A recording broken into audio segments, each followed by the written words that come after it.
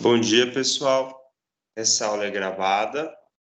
É uma aula que nós vamos conversar sobre um dos filósofos ingleses chamado David Hume, né?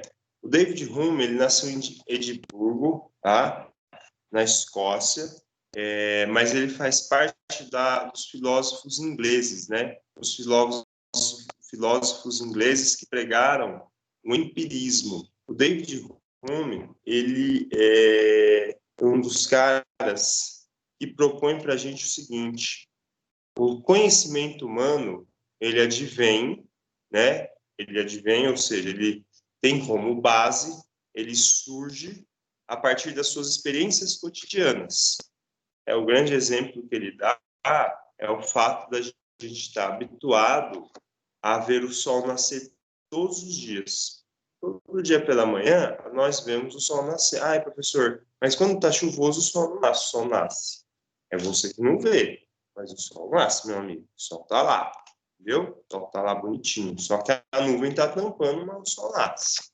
E aí ele fala o seguinte: isso é uma experiência humana. É uma experiência humana. O fato do sol nascer todos os dias para essa experiência humana não significa que no dia de amanhã ele vai nascer. Pode ser que ele não nasça. Pode ser que aconteça algum evento natural alheio, ou seja, distante da experiência humana, que o ser humano nunca vivenciou, que faça o sol não nascer. Né? Uma das questões que vem sendo discutida hoje é a questão ambiental. Né?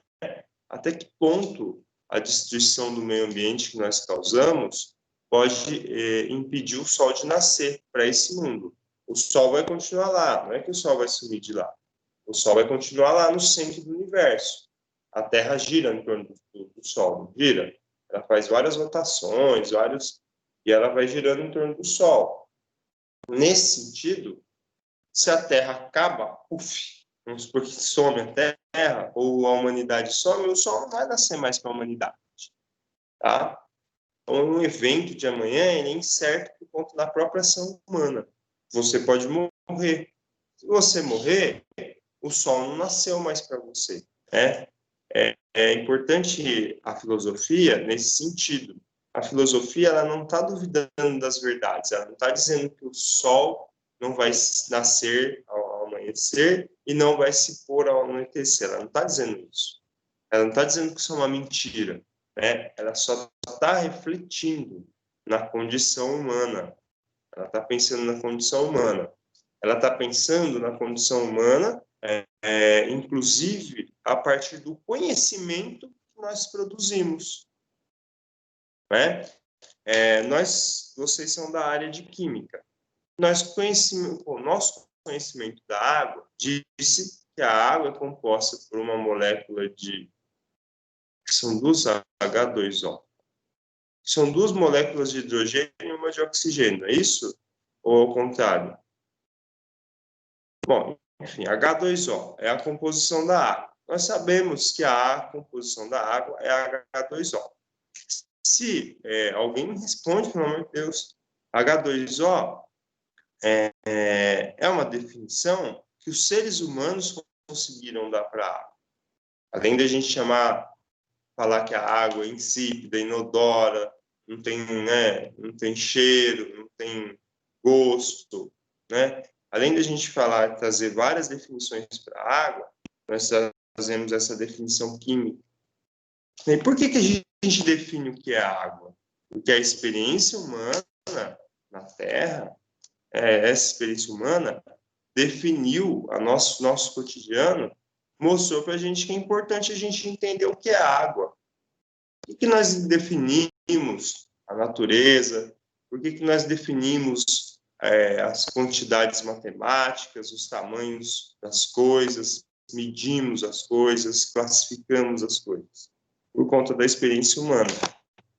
O David Hume ele fala para a gente que todo esse conhecimento humano produzido, ele é passível, né, de, em algum momento, não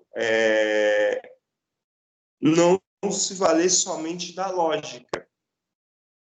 Então, ele fala isso, gente, nem todo conhecimento humano, ou talvez todo conhecimento humano, não é lógico. Ele só é parte da experiência humana. E aí, ele traz uma categoria, uma afirmação importante. O hábito é o grande guia da vida. Ele está dizendo isso? Por que ele diz isso para a gente? Porque ele vai falar que o ser humano, ele pensa o mundo a partir do hábito dele, a partir dos costumes dele, a partir daquilo que ele faz, que lhe faz sentido, tá? Vocês entenderam isso? Entenderam até aqui essa ideia? Professor, então quer dizer que tudo é mentira? A Terra é plana? Não, gente, não é que a Terra é plana, a Terra é redonda, né? A Terra é redonda e a Terra gira em torno do Sol, né? Não vamos duvidar das verdades, né? A gente vive um mundo muito louco aí. Esse povo da internet, né? Esse povo que vota no Bolsonaro, o povo está muito louco da cabeça. Não vamos ficar louco. Um enlouquecimento não é bom para ninguém, né? Vamos continuar com a verdade, não vamos duvidar das verdades. A única coisa que ele está dizendo para a gente é o seguinte: as verdades, elas são construídas pelos seres humanos. Só isso, né? Os animais, a vaquinha, quando você for lá no pasto, se chegar para a vaquinha e falar: vaquinha, dona vaca, conta para mim, vaca, conta as suas verdades para mim. Fala para mim, o que você acha desse mundo? O que você acha do mundo além da cerca? O que você espera desse mundo além da cerca? A vaca não vai falar nada para você. Nada. Ela não vai nem mugir. Ela vai olhar para você, vai andar para o lado, vai dar uma corridinha, porque vai se assustar. A verdade para a vaca é que isso é uma ameaça, mas ela não sabe que isso é uma verdade. Quem fala em verdades, em mentiras e classifica o mundo como coisas que são da verdade, outras coisas são mentira, outras coisas que eu não sei se são verdade ou mentira, é o ser humano. É nesse espírito, nessa ideia que o David Hume está trazendo para a gente. Ele está trazendo para a gente que todo o nosso conhecimento, o conhecimento humano, ele é construído a partir dos nossos hábitos, dos nossos costumes. Por isso que a ciência inglesa é diferente da ciência chinesa, que é diferente da ciência brasileira. Tudo bem, em algum momento elas conversam, elas falam a mesma coisa, né? Ninguém vai falar que a Terra é plana. Ninguém vai falar que é bom armar a população porque isso diminui a violência. Tem uns babaca que falam, mas é fato que a ciência demonstra que conforme eu armo a população, maior o número de mortos entre a população. Ninguém vai falar, por exemplo, que é bom para a população a discriminação social, né? Mas é fato que quando eu tenho políticas que combatem qualquer tipo de discriminação social, a sociedade vive de forma mais harmônica, ou seja, menos violência, menos discussão. São os hábitos humanos que fazem a gente perceber isso. Então, para o David Hume, as experiências humanas, né, e as afirmações humanas, o conhecimento humano, né, toda essa ciência que a gente estuda, desde a química, passando pela geografia, indo para a história, no português, né, literatura, gramática, redação, passando pela matemática, todo esse conhecimento para o David Hume é construído a partir das nossas experiências cotidianas, do nosso hábito, das nossas necessidades. Tá? Pessoal, alguma dúvida aqui? Vocês querem colocar alguma coisa? Maria Clara, Bianca, Bruna, Larissa, Ana Clara, Rebeca, Ellen.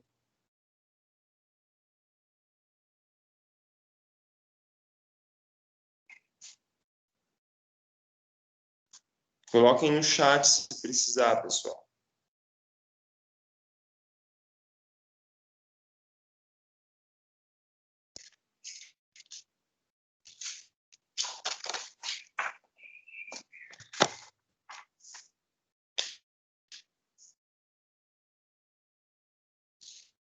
O David Hume fala uma coisa que é interessante, assim, né? Da mesma forma que o sol não vai nascer amanhã, ele fala assim, gente, qual é a certeza que me traz, quando eu abro uma torneira, dessa torneira sai água e não frutas? É interessante pensar isso, né? Parece uma besteira, mas para o David Hume, a única coisa que nos traz a certeza de que da torneira vai sair água é o fato de que nós temos uma experiência com isso. Todo dia, toda hora que você abre uma torneira, dessa torneira sai água. Cientificamente, para o David Hume, não tem como comprovar que vai sair água daquela torneira. Pode ser uma lagartixa, pode ser uma barata, pode ser um raton, pode sair qualquer coisa, mas sai água. Ou seja, a nossa experiência, nosso hábito, o fato da gente ver toda hora, desde que nós nascemos, daquela torneirinha sai água, nos coloca, né, nos informa que a próximo momento que a gente abrir a torneira, nos próximos e nos próximos momentos de toda a nossa vida, vai sair água daquela torneira. Pode ser que não saia. Então, o David Hume, ele fala isso para a gente. Ele fala, olha, gente, o conhecimento humano, as informações que os homens fazem sobre o mundo são parte dos seus hábitos, daquilo que ele vê, daquilo que ele experimenta.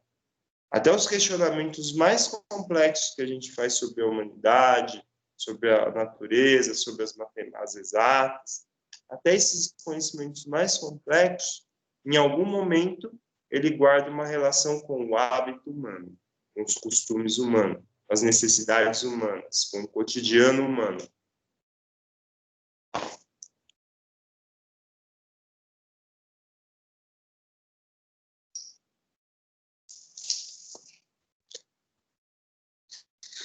No limite, o que o David Hume está falando para a gente? Está dizendo o seguinte, que a ciência, ela nos traz detalhes sobre o mundo. A ciência, ela nos explica o mundo a partir das nossas necessidades.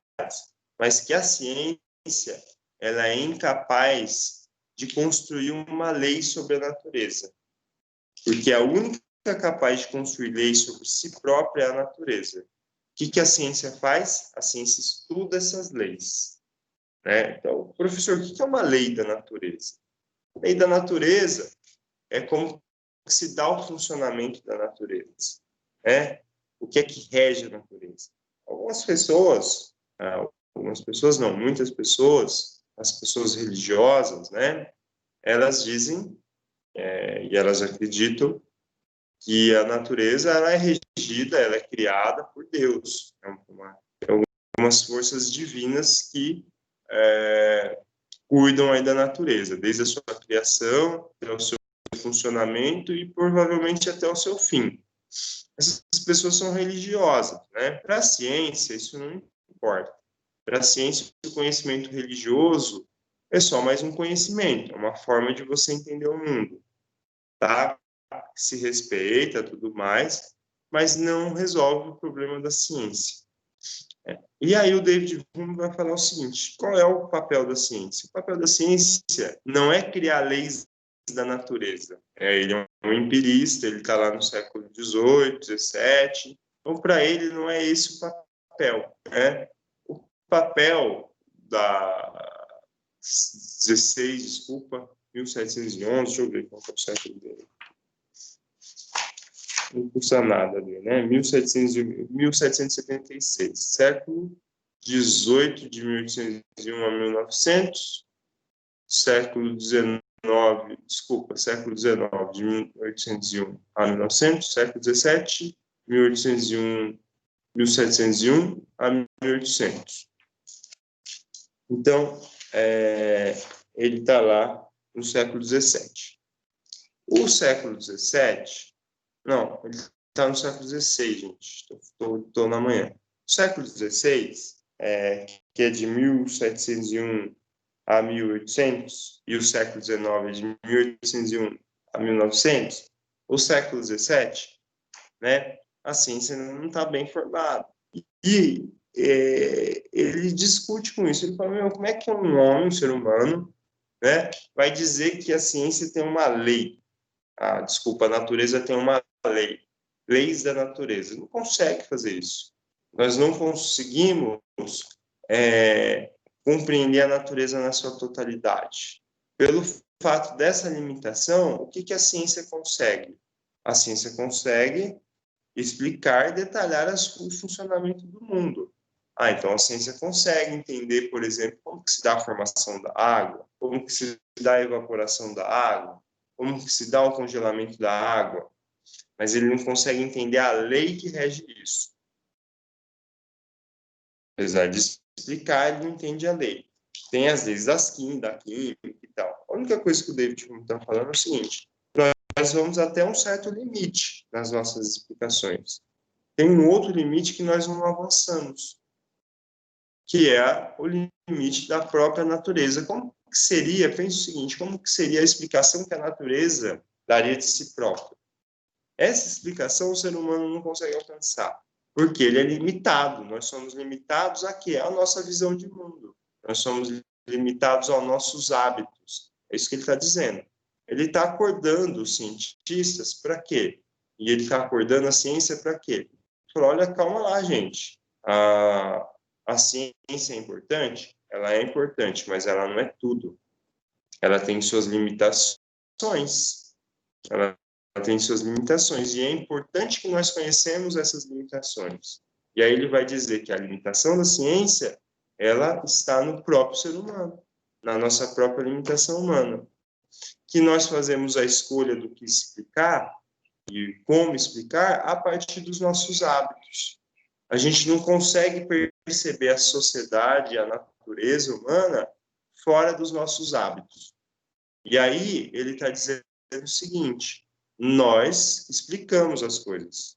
Isso não significa que sempre que nós vamos explicar as coisas, nós estamos dizendo verdades absolutas. O que se relaciona com as nossas aulas passadas. Lembra que o Voltaire falou? Gente, nós não podemos acreditar em verdades absolutas. A gente precisa sempre contestar as informações. Aquilo que nos aparece na linha do tempo do Facebook, aquilo que nos aparece no Instagram, aquela foto do nosso amigo que está bem na praia, a gente tem que duvidar dessa informação. Não significa que a gente tem que duvidar de tudo, pessoal, mas a gente tem que sempre ter um olhar crítico, né? Entender as limitações daquilo que está sendo dito para a gente. Olha, não significa que eu tenho que acreditar em absurdos, duvidar de tudo, ficar sempre duvidando, não. Mas significa que eu posso sempre estar refletindo sobre aquilo que está sendo me dito. Então, é muito importante a reflexão, né? O Voltaire fala, gente, as verdades absolutas, cuidado, reflitam sobre elas. O Rumi fala, pessoal, olha só, existem verdades, mas essas verdades, elas são construídas a partir da própria experiência humana. Então, há um limite aí, a experiência humana não é total. No mundo não existe só a experiência humana, existem outras experiências, existem outros conhecimentos. O conhecimento religioso é importante nesse sentido.